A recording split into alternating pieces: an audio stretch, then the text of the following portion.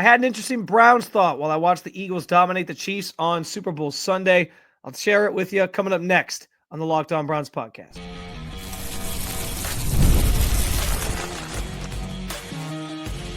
You are Locked On Browns, your daily Cleveland Browns podcast.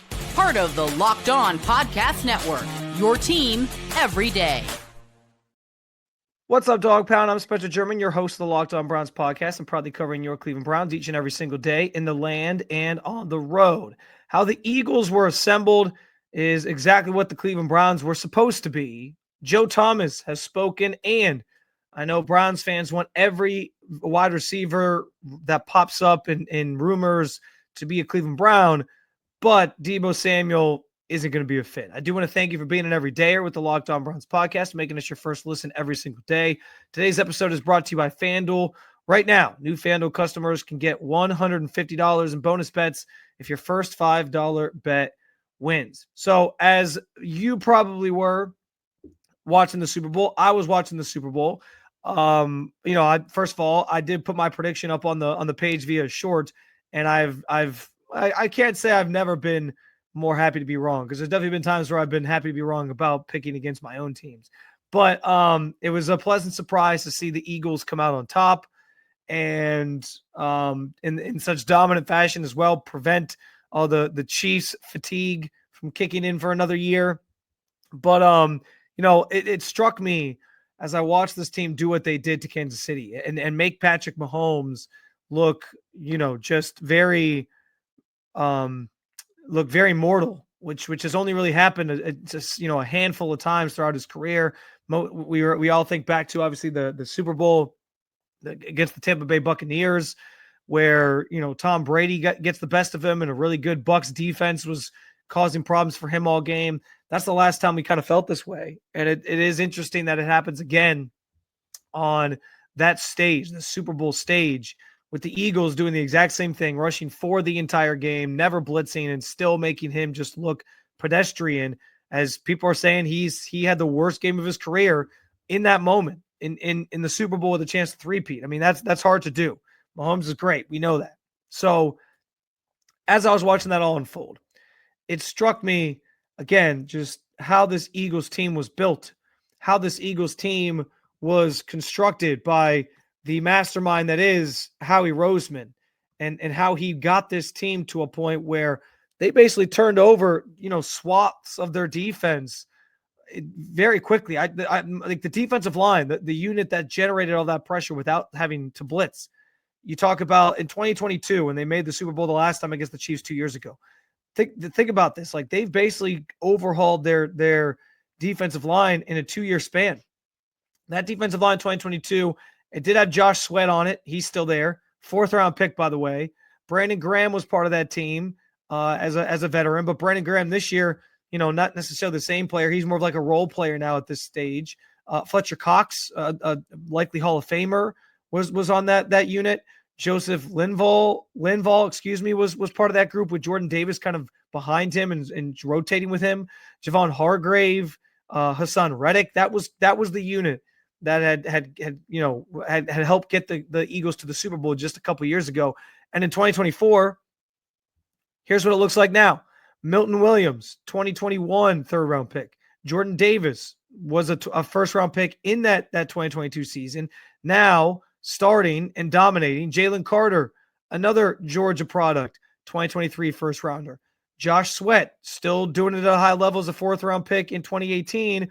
He was, one of these outside backer rushers for this team. Nolan Smith, a linebacker who was a 1st-round pick in 2023.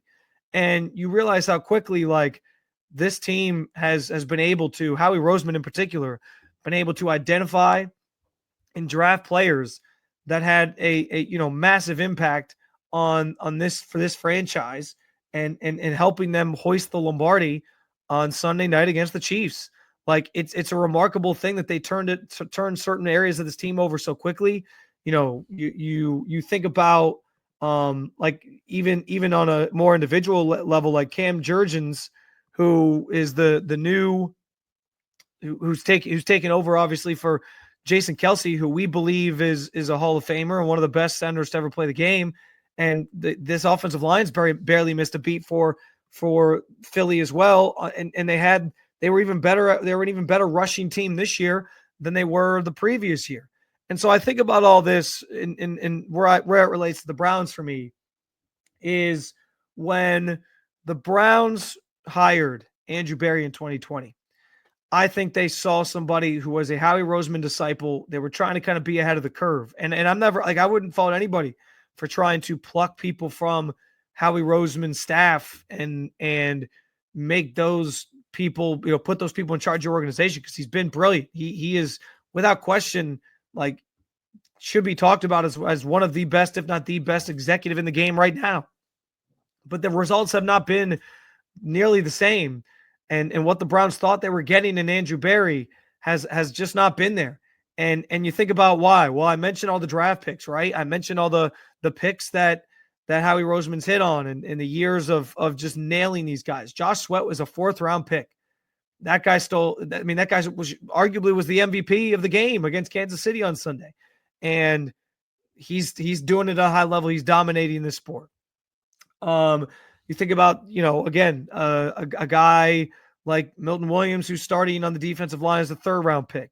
A lot of these guys are 1st-round picks. Jordan Davis, Jalen Carter. Browns haven't had those 1st-round picks. And that's, again, why they find themselves kind of in the deficit they are talent-wise to where they're not able to feel like they're in a place to really contend right now. Even this past year, they had Quinyon Mitchell, their 1st-round pick, and Cooper DeJean, their 2nd-round pick, as starting players on this defense this year. And DeJean had a pick 6 in the Super Bowl. And those two guys were like quintessential players, important players in helping the Eagles defense be the number 1 defense in football. But he's sitting on 1st-rounders. He's sitting on 2nd-rounders. He's maximizing the number of 1st-rounders they have. Because last year, 2023, I guess 2 years ago, Howie Roseman had 2 1st-round picks, and both of those guys became essentially starters for him. There's been other years where they've had a couple 1st-round picks as well, multiple 1st-round picks, and they've nailed those as well. It has been just, Howie Roseman has turned roster building into an art form. He's been brilliant, and the Browns thought that's what they were getting in Andrew Berry, and the results haven't been there. Now, there's reasons for that. The Deshaun Watson trade saw you deplete 3 1st-round picks and lose all of them to the Texans, and you banked on that quarterback being good, and he wasn't. But like I said, like there is still from Howie Roseman hitting on guys in later rounds that are at least playing roles in this team. I talked about in the 2nd round, Jurgens being the starting center, and he's having an impact. He's a 2nd-rounder. I talked about Cooper DeJean, 2nd-rounder, who's having an impact. Where are those players for the Browns? Yeah, you got like your JOKs. So there's a few there's a few hits there. But the problem is when you made that trade for Deshaun Watson, you were banking on these players that you were banking on your staff being able to hit on talent in the 2nd round, in the 3rd round. Andrew Berry traded out of the 3rd round a couple years back, traded out of the 2nd round a couple years back and settled for having 2 3rd-round picks because I guess he liked where the board was going to fall and who he could get there. And again, like you just don't see the same level of hits that you do with a guy like Howie Roseman. And so that's something, again, as I was sitting there thinking about the state of that team as they go on to win a Lombardi trophy in dominant fashion and where the Browns are and how they got here. I just think it's interesting that the Browns tried to sort of be the Haslam's, tried to be ahead of the curve on hiring somebody who was coming from an organization that has an aura and a reputation about them as being great talent identifiers and roster builders. And it hasn't bared itself out or bared the fruit that Philly is seeing with it being replicated as you pluck somebody from the Howie Roseman tree. That fruit came here and hasn't given you what you were expecting in terms of that. And so now it's about playing catch up. We'll see what he can do this year. It's part of the reason why I think he might trade back, because you talk about years of multiple first-round picks. Like, he's got a lot of catching up to do. But, maybe they take a quarterback and that is where it starts, right? You identify the quarterback. Howie Roseman has had the luxury of having Jalen Hurts now for a good chunk of time. Maybe that's the thing that settles it back down and you can get this thing back on track. But like, man, I'm blown away by the Eagles roster building. I understand what the Browns and what the Haslam's were trying to do there, and it's just crazy how Barry has fallen short of what the expectation was supposed to be as the savvy developmental scout, mind came to Cleveland, and the results just have not been there. So the Browns think they are supposed to be the Eagles. They think they should be the Eagles in the way that they're building their roster, and it's just not happening. And that, I think, is why there's so many people, myself included, maybe you, who are questioning Andrew Berry's ability to be the GM for this team, to make these picks to get this team back on track. If he trades Myles Garrett, maybe that means there's more picks for him and more bites at the apple, and that bodes well for him. Who knows? But it's just interesting that this is kind of where we're at with this conversation, and that it was a smart move to try to pluck from the Eagles. Doesn't seem like it's having the same results though, and so the Browns think they should be the Eagles. They're obviously not even close to being that. When Joe Thomas speaks, people tend to listen. Joe Thomas did speak on the Myles Garrett situation. What did he say, and why is it important? We'll talk about it coming up next on the Locked On Browns podcast.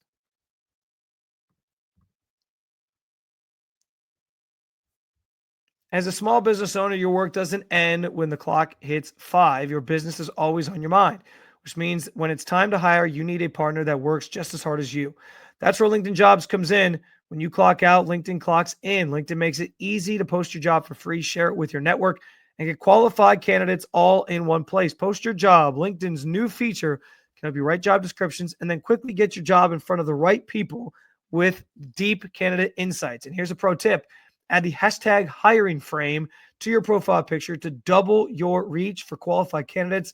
No wonder 72% of small business owners say LinkedIn helps them find high quality hires. Post your job for free at linkedin.com/lockedonnfl. That's linkedin.com/lockedonnfl to post your job for free. Terms and conditions apply.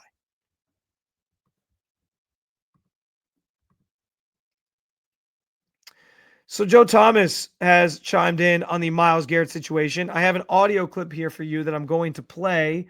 This was straight from his Twitter. He goes on for about 4 minutes. We're not playing the entire 4 minutes. I can promise you that. But I think it's interesting because as we debate, or as people question whether or not this is really Myles Garrett forcing his way out, or if it is, him trying to get leverage in a contract negotiation or whatever, or if there's a path forward. Joe Thomas basically says no, it's time to move on. And I think what's interesting though is that as all these people are pointing out, it's interesting to me that somebody like Joe Thomas, and you hear this in this clip, somebody like David Njoku, there's so many people that seem to believe the Browns are closer than they seem. And if they maybe draft a quarterback at 2, they'll get this thing back on track. But for some reason, Myles Garrett's the one guy who feels like that's not the case. I've said before, I don't think they're as far off as Myles makes it seem. Just because, again, there's always the chance. Let me even walk it back a little bit further, because you're only a year removed from being in the playoffs. With again, an older version of Joe Flacco, not peak Joe Flacco, leading the charge. Like, you can get this thing turned around pretty quickly if you get the right quarterback. And as he waxes poetic, Myles Garrett, that is, about Jaden Daniels and how great he's been. Well, a year from now, we could be talking about one of these quarterbacks in that way, in that same way. I'm not saying that either these top guys, Shedeur Sanders or Cam Ward, is Jaden Daniels. It's not what I'm trying to imply. But you never know. Like, sometimes we don't necessarily read these guys or grade these guys correctly. You talk about, again, looking back to the Eagles, like Jalen Hurts was a 2nd-round pick. And for the last several years, everyone's been saying, like, he can't throw the football. He's not good enough. He's not this. He's not that. I saw that commercial they put out after they won with the Jalen Hurts commercial they put out for Jordan, which was actually really cool. Like sometimes what we say about a guy coming out of college or the belief around them as they turn pro, like there's always room to get better. And so there is the potential that the Browns hit on that guy and they get this thing turned around quickly. And then maybe we're talking about one of these rookie quarterbacks as the next sort of Jalen Daniels style of, hey, he turned the franchise around quickly. Again, that's if they take a quarterback too. And so, I do think it's interesting that it seems like there's a bunch of people who believe that could happen, but Myles Garrett isn't one of them. Let me play you this clip. I think Joe Thomas, though, the key part of this that I think Joe Thomas lays out is the path forward for the Browns, and it's one that I agree with that likely I think needs to happen. No one player is bigger than the team because the train's going to keep moving on. And you've got to be able to look at the situation you're in and deal with the cards that you've been dealt. Now, he went on Radio Row last week and flirted with fan bases across the league. Became pretty clear to me that it wasn't about money, this trade request. He'd already moved the drill in his mind. He's done in Cleveland. And as much as that hurts, like I said, Browns fans, we need to accept it. We need to focus on what comes next. Don't dwell on the past. We need to move the drill too. And that's why this is the most important offseason in Browns history, because the front office has several things to do that are very important. Obviously, number one is finding that franchise quarterback with the second pick in the draft. Number two, though, it's maximizing the leverage with Myles' trade value, because he's marketed himself directly to fan bases, and that's actually good for both sides. Number three, use that draft capital for Myles' trade to find his replacement. And number four, you got to build a team that can fill holes in the roster, right? Running back, offensive line, defensive line, receiver. This is a massive undertaking, but let's not forget this roster, even with the flaws that we have, is only 2 years removed from going 11-6 and making the playoffs with Joe Flacco under center. So this is a team that's built to win now. If the Browns can handle all these things the right way, and that's a big if they can do that and they can wield Myles Garrett's trade value like a samurai sword, they could come out on the other side with multiple first and second round picks in the next couple drafts. And that could create a nucleus that can allow this team to compete immediately and set us up for sustained success. No one. I think that last part is key from Joe Thomas. The idea that, yeah, depending on how you sort of play the Myles Garrett thing, the picks that you acquire, you can set yourself up for success next year and and beyond. And so I do think, like, yes, keeping Myles Garrett gives you the best chance to be competitive next year, especially if you hit on the quarterback position. But there is also a path forward where you just say, you know what? Let's get the maximum Godfather offer for Myles, accumulate more picks, because again, going back to what I said in the first segment, the Eagles roster that you're looking at, winning a Super Bowl and having this dominant performance while they do it, that was built through the draft. You got to build this roster through the draft. You got to replenish what you've missed the last several years without first round picks and the guys that you haven't brought in. And so, yeah, I think at this point, like, Myles wants out. I think he's made that very clear. I've been saying from the start, I don't think this is a leverage ploy for a contract. He continues to say it's not about money for him. He wants championships. So fine. The Browns are under no obligation to send him anywhere he specifically wants to go. They can send him who's going to give him the best offer and get his, get the true value they feel that he should get in a deal. So go do that. Go get yourself some picks and move forward into a new future that maybe doesn't include Myles Garrett and allows you to start, pivoting towards this future quarterback that you have on the roster. And if Myles misses out, Myles misses out. I don't know if that's going to be the case. And to Joe Thomas's point, like, there are a number of things they have to fix. But the blueprint's out there of how you build teams. And if Myles doesn't want to stick around, like, that probably does sabotage your 2025 campaign. Yes, that's very true. And what, it's an interesting angle because that Kevin Stefanski and Andrew Berry are going to be on the hot seat. So they can't necessarily just like throw in the towel on the season. They got to try to win if they want to save their jobs and be here beyond next year. And so, yeah, there's questions to be made about, like, if you want Andrew Berry even making these picks, that you maybe get in a Myles Garrett deal. But I think like it's if I've talked I've talked ad nauseum in circles about the idea that, maybe you could bring Myles Garrett back to the table. It doesn't seem like he's budging on that. He was doing another hit again on ESPN on the morning of the Super Bowl. So if he really wants out, that's his prerogative. Fine. I think Joe Thomas is right. When Joe Thomas speaks, people tend to listen. He's a profound thinker. He's a profound speaker on these subjects, especially when it comes to the Browns. And so I think he's right. Like I on two fronts. I don't think the Browns are as far away from getting back to the playoffs and maybe getting things on track depending on the quarterback position, as people think. But I also think it probably is time to move on from Myles Garrett. And the beauty of a deal for Myles Garrett is you get enough picks that you can pretty quickly, find a new elite pass rusher. You can replace him.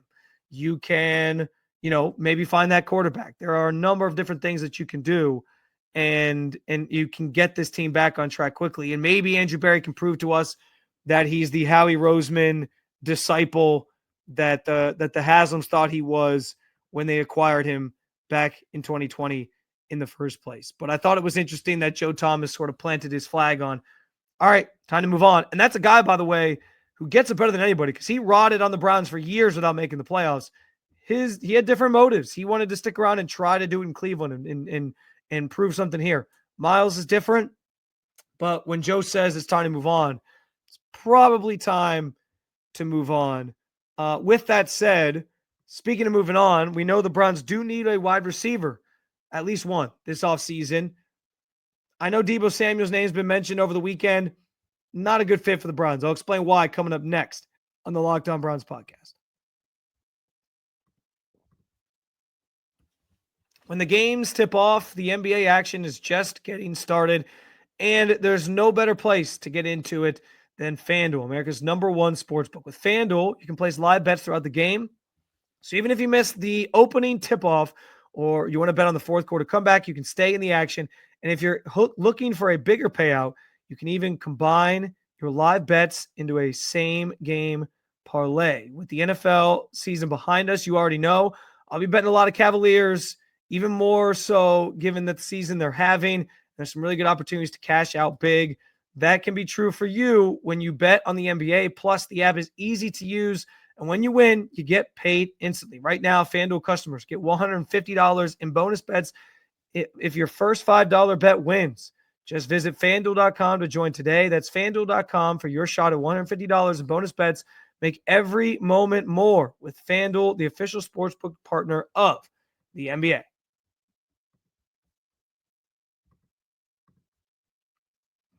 All right, so I know that wide receiver is obviously a need for the Browns this offseason. I think we should feel good about Jerry Jeudy. I feel good about Jerry Jeudy as the team's #1 guy. And the name Deebo Samuel came up this weekend. He is now seeking a trade from the 49ers. The Browns have had a history of trying to get a deal done with the 49ers for a different wide receiver. They were linked to Brandon Ayuk during training camp this past year. Nothing ever came to fruition.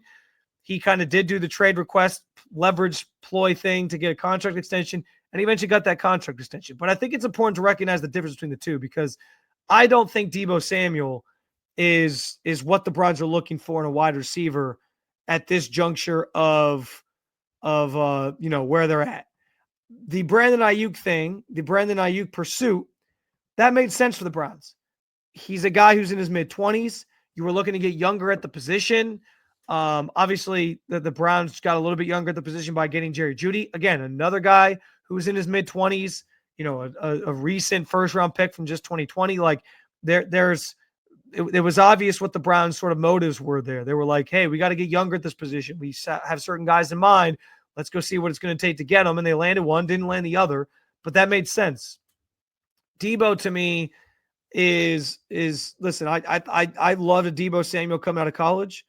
I have a lot of respect for his game. I'm not saying that he's like washed or anything and he can't still play at a high level and produce for some team out there and be an important piece. But as somebody who's 29, this is essentially like trading for what Amari Cooper was last year for the Browns. The Browns, as we know, we saw the Amari Cooper situation play itself out last offseason. They didn't want to pay Amari Cooper another contract extension as he was 29, or he was about to turn 30 in June, leading up to the season, and understanding like where he was at in his sort of his NFL life cycle, it wasn't worth it to them. And the same thing obviously applies to Deebo Samuel here. Now, Deebo is a year younger, a year and a half or so younger than Amari. He just turned 29 last month. But again, like, are you really going to trade for Deebo and get a guy that is on the brink of reaching that 30, that year 30, that age 30 sort of mark, while also understanding that he's going to need a contract extension at the start, of after the 2025 season? Like, it just doesn't add up. It just doesn't make sense for the Browns to pursue somebody who, again, would basically just be going back to putting yourself in a situation you were in last year. If the Browns were like a Super Bowl contending team that needed one last wide receiver, one last piece, and you were going to take a swing, I'd get it. But Deebo, I just don't think makes a lot of sense.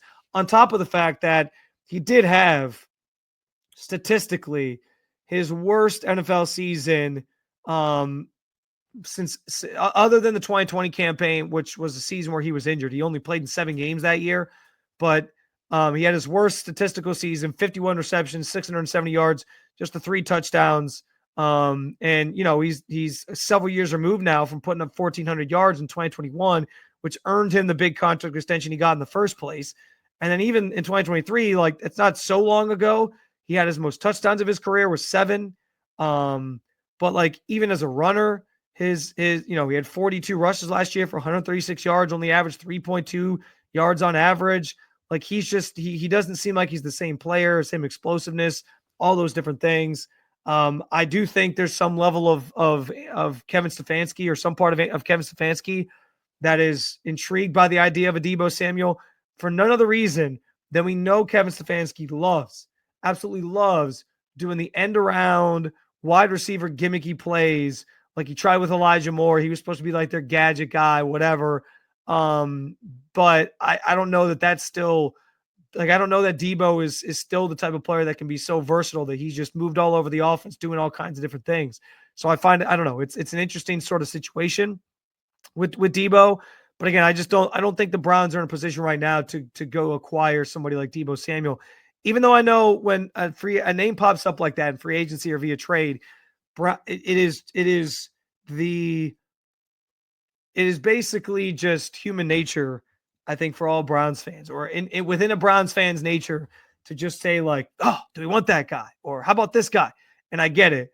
But again, reading the tea leaves, how they handled the Amari Cooper thing last year, the wide receivers they did target last year, Jerry Jeudy, Brandon Ayuk, it is obvious they want to get younger at that position. You talk about the Eagles, for example, as I have throughout the show. There's a common theme here. They've hit on wide receivers in the draft.